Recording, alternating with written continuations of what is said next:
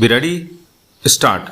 Shri R.K. Singh, learned senior counsel, appearing for the respondent accused, countered the above arguments addressed on behalf of the appellants by contending that right to liberty was a fundamental right of a person under Article 21 of the Constitution of India, and that right could be curtailed only by a procedure known to law, and if that procedure established by law is not followed by the courts while refusing to grant bail, it is open to the aggrieved person to challenge and re-challenge the same before an appropriate forum. Stop.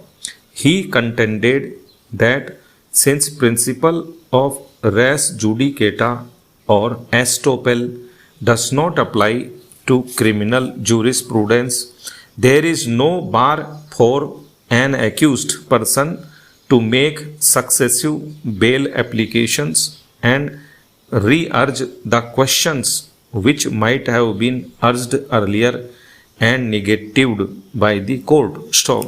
Therefore, it is open to a court considering the grant of a fresh bail application to reappreciate the material on record and come to a different conclusion, even though the same has been rendered by a superior court. Stop. In other words, the rule of finality does not apply to bail petitions. Stop.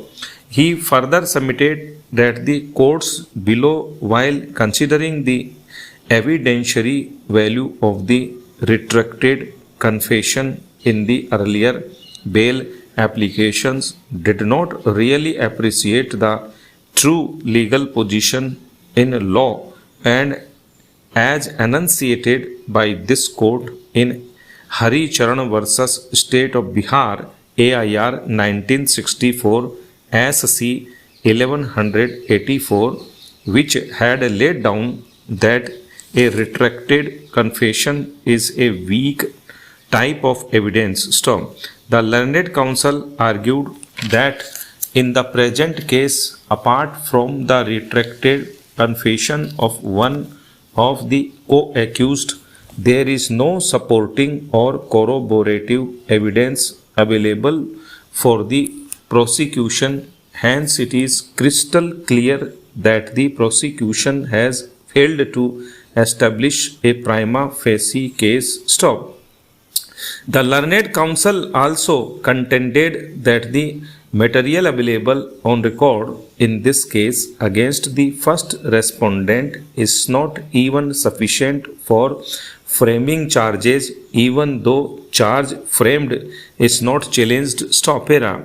Commenting on the order of this court in the second of the cases supra, he contended that this court has not given a finding that there is a prima facie case against the respondent accused, nor has it dealt with the question of the evidentiary value of the retracted confession. Stop.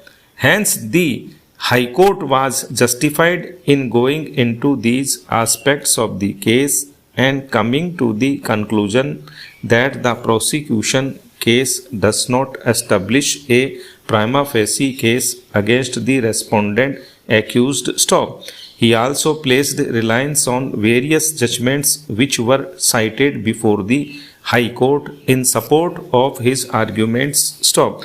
Learned counsel submitted that existence of prima facie case is a sine qua non for refusal of bail, and even if such a prima facie case is existing, still it is well open to the accused persons to seek bail on other grounds. But if there is no prima facie case made out from the prosecution material, then the question of looking into the other grounds for grant of bail does not arise, since lack of prima facie case by itself is sufficient to grant bail. Stop.